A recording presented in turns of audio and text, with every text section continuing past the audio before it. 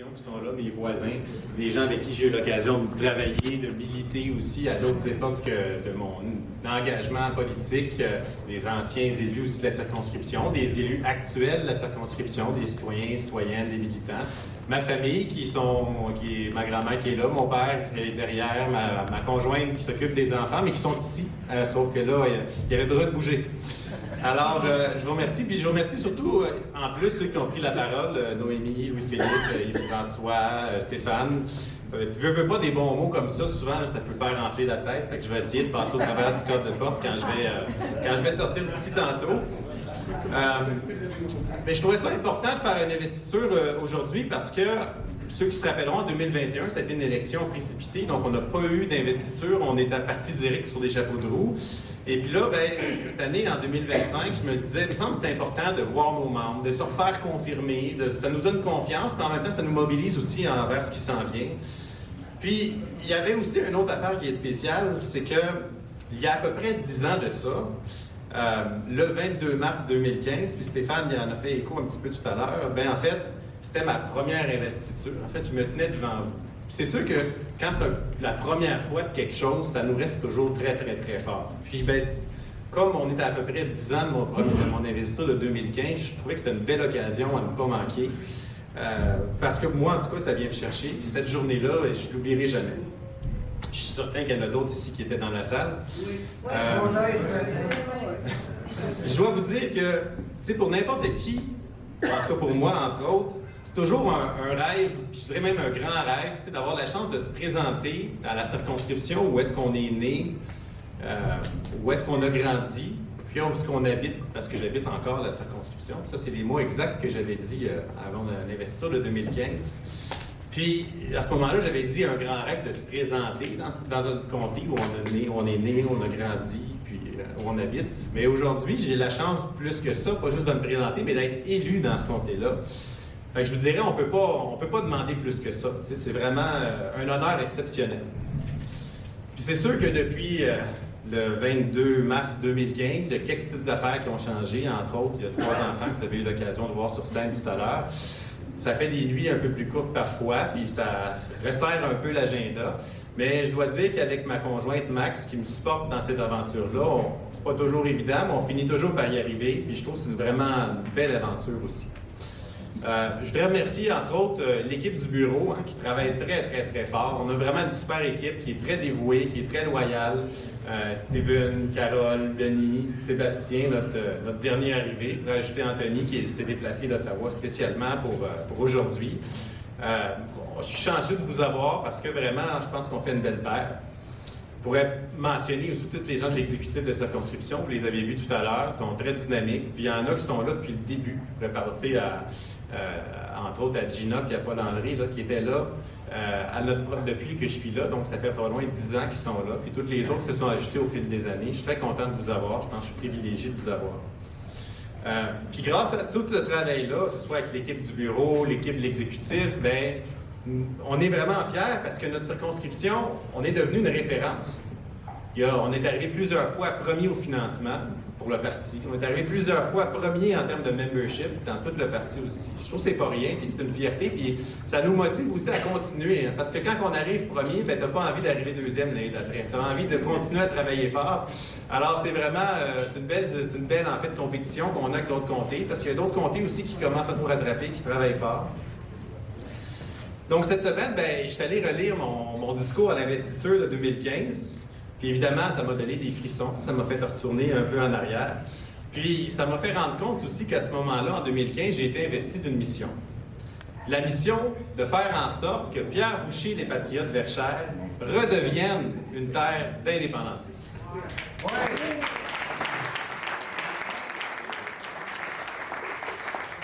Stéphane a dit tantôt qu'on avait quand même des finances qui avaient du bon sens, puis un membership qui avait du bon sens, puis c'est vrai. Mais quand on regardait les sondages, par exemple, disons que c'était loin d'être acquis qu'on allait gagner l'élection quand on a commencé. Mais on s'est lancé dans l'aventure, puis on a foncé, puis on l'a gagné. On l'a gagné par 213 votes. 213 votes. Fait que comme quoi le jus de bras a fait toute une différence, mais on l'a gagné pareil. Puis on est parti d'un comté où, dans le fond, il était écrit sur la porte du bureau N, P, puis D. Pour ceux qui ne savent pas, c'est NPD. Mais les initiales de ça, ça voulait dire ne pas déranger. Pour ceux qui se rappellent, en fait, on avait une députée que c'était impossible de la rencontrer au Parlement, dans le comté, sur le terrain. On ne l'avait jamais vue. Mais aujourd'hui, vous n'avez même plus besoin de cogner à la porte du bureau pour rencontrer votre député. Il vient à vous parce que je trouve ça important et crucial d'être partout sur le terrain et d'être proche des gens. À travers tout ce tourbillon politique-là, de toutes les émotions, puis les montagnes russes de la Chambre des communes, pour moi, ça a toujours été une valeur cardinale, puis je dois dire que je l'ai pris à quelque part. Là. Il y en a d'autres, il y a un autre avant moi qui avait cette valeur-là, puis peut-être un autre avant lui qui avait aussi cette valeur-là. Et puis je dois dire que d'être proche des gens, ça nous fait un peu nous enraciner sur le terrain, nous rapprocher aussi de la réalité, pas rester dans une bulle parlementaire. Je trouve ça important, puis je pense que je vais continuer à faire ça tant aussi longtemps que je vais être capable de le faire.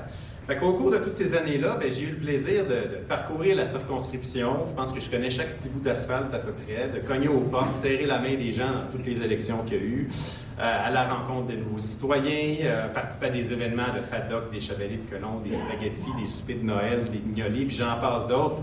C'est toujours vraiment un honneur, puis c'est toujours un grand plaisir d'être avec les gens, d'être proche des gens. Puis je dirais qu'au travers de ça, c'est plus que ça, on finit par tisser des liens d'amitié, des liens profonds avec les gens qui sont là. Puis à un moment donné, cet attachement-là est tellement fort que ça devient comme une espèce de... On les rencontre, les gens dans le comté, puis c'est nos amis, c'est nos frères, c'est nos sœurs, c'est notre famille, en fait. Et je dois dire que chaque jour, je tombe un peu plus en amour avec ma circonscription. Avec les gens de Boucherville, de Varennes, de Verchères, de Contrecoeur, de Saint-Amable, de Calixte-la-Vallée, de Saint-Marc, de Saint-Antoine, de Saint-Charles, de Saint-Denis et de Saint-Mathieu de Belleuil. Là, des fois, ça m'arrive de sauter une ville. J'espère que je les ai toutes nommées. Mais je pense pas que j'en ai manqué. Sinon, on me l'aurait dit. Alors, puis au travers de ces années-là, je me suis aussi, pas juste été proche des gens, mais je me suis aussi battu pour les enjeux de la circonscription. On s'est battu, par exemple, pour obtenir une réglementation de la navigation sur la rivière Richelieu. On l'a eu, on l'a gagné. Maintenant, il y en a une. On s'est battu aussi pour contrer la problématique de l'érosion des berges sur le Saint-Laurent. Maintenant, il y a un recours collectif qui est en branle, puis j'ai obtenu un vote unanime du Parlement là-dessus l'automne passé. C'est pas rien. On s'est battu aussi pour le quai de Verchères. J'ai déposé une pétition en collaboration. On a monté toute une mobilisation aussi avec les gens de Verchères pour réveiller le fédéral et leur dire qu'il y a un quai à Verchères qui est en train de tomber en morceaux, puis c'est important de s'occuper de nos infrastructures.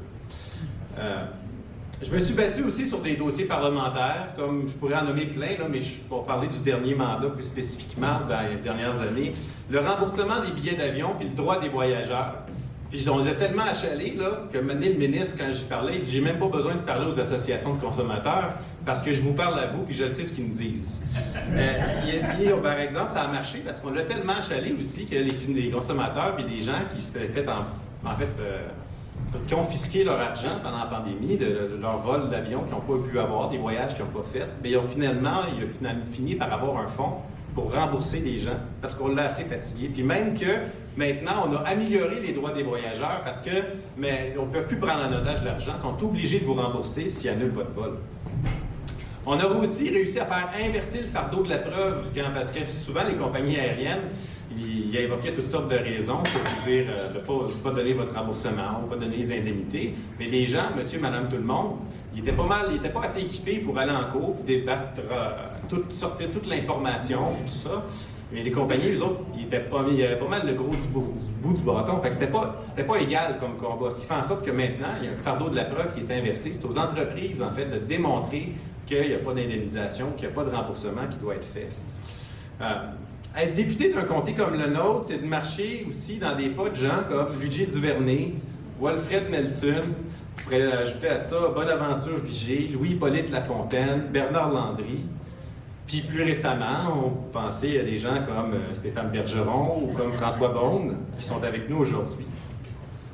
Fait qu'un comté comme le nôtre, c'est pas n'importe quel comté. Puis je dirais même que des fois, quand on regarde ça, ça donne un peu le vertige. Tu sais, on se dit, c'est pas un comté ordinaire, c'est un comté en fait qui doit être plus qu'un comté ordinaire. Oui, on doit être là pour se battre pour le Québec, mais plus encore, on doit être un phare pour l'indépendance du Québec. Ouais.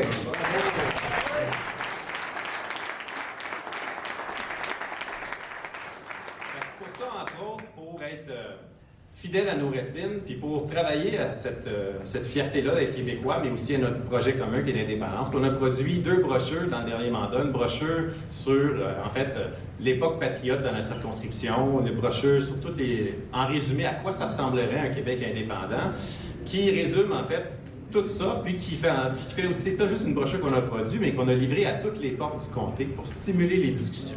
Parce qu'à mon sens, pour récolter, il faut d'abord semer. Fait qu'on sème, puis on sème, puis on sème. Puis passons, comme je siège à Ottawa, je vais vous parler un petit peu d'Ottawa. La première fois que j'ai mis les pieds à Ottawa, je dois vous dire que c'est impressionnant. Tu mets les pieds dans un parlement, c'est grand, il y a plein de monde, tout ça. Puis j'étais un petit peu gêné. Peut-être qu'il y en a qui pourront deviner ou qui se rappellent d'aller d'une autre époque. Je ne sais pas que ça m'arrive plus aujourd'hui, mais disons que c'est différent. Et maintenant, je vous dirais que quand je suis au Parlement, c'est comme une autre forme de gêne. Parce que souvent, à cette heure, quand j'écoute les discours des autres partis, c'est là que je suis gêné. En général, le Québec est constamment oublié. C'est comme si on n'existait pas. Il y a juste le Bloc québécois qui parle des enjeux québécois. Puis même, par exemple, en comité parlementaire, moi, je siège au comité permanent des transports et de l'infrastructure. On verra si je siège à ce même comité-là la prochaine fois ou à un autre comité. Mais je dois vous admettre qu'en général, là, les seuls témoins francophones qui viennent au comité, c'est les témoins que c'est moi qui ai invités. Sinon, il n'y en aurait pas. C'est grave, là, mais c'est ça.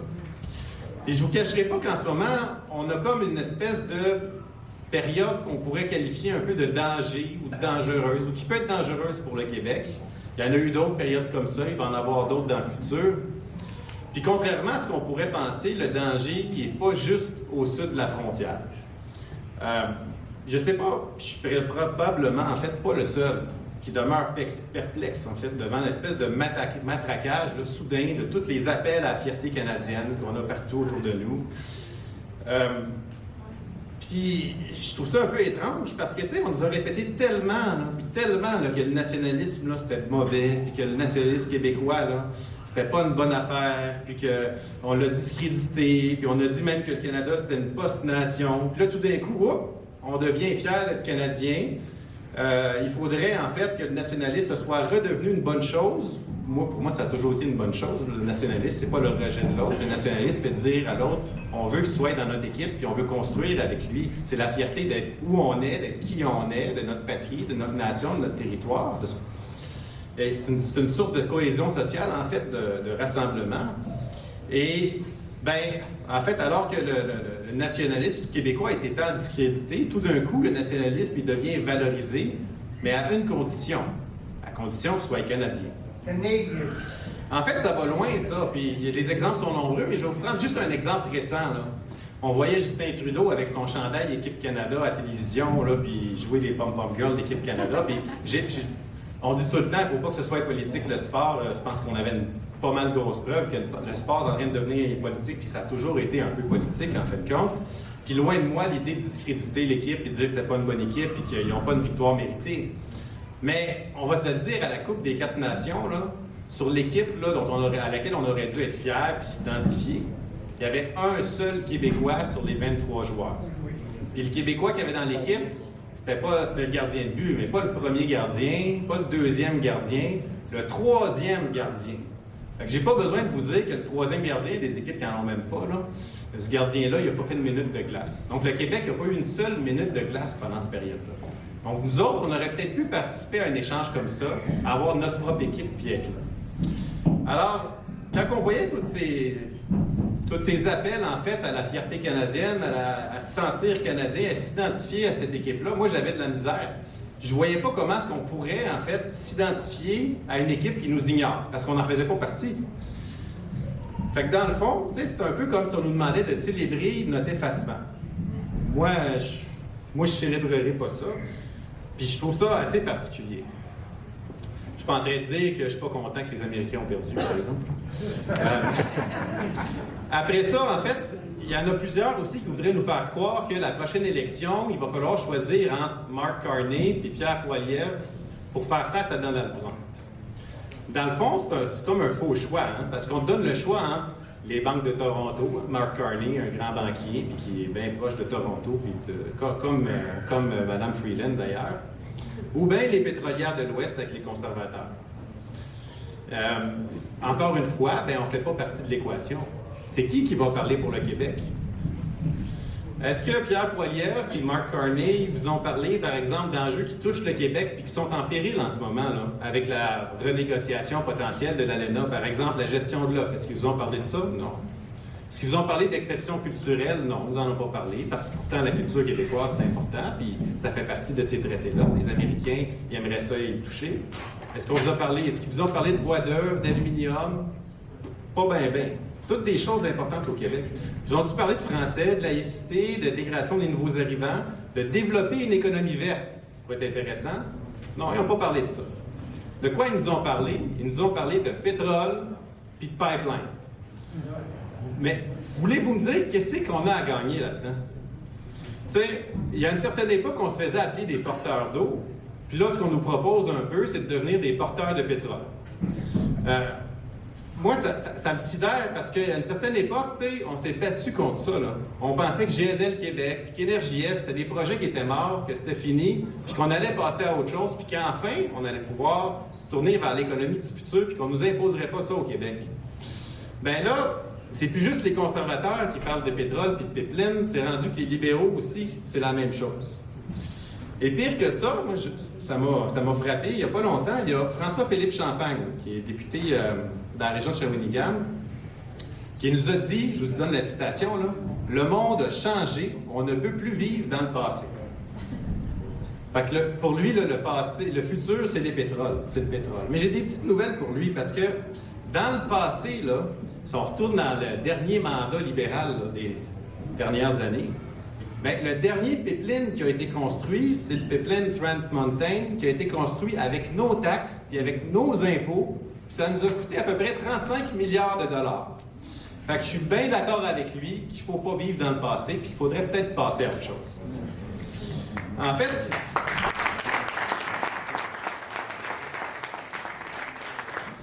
la réalité, c'est que le Canada, c'est un État pétrolier. Le Québec, on n'est pas un État pétrolier. Au contraire, c'est l'inverse. Puis au Canada, à chaque fois qu'on essaie de chasser le naturel, bien, il revient au galop.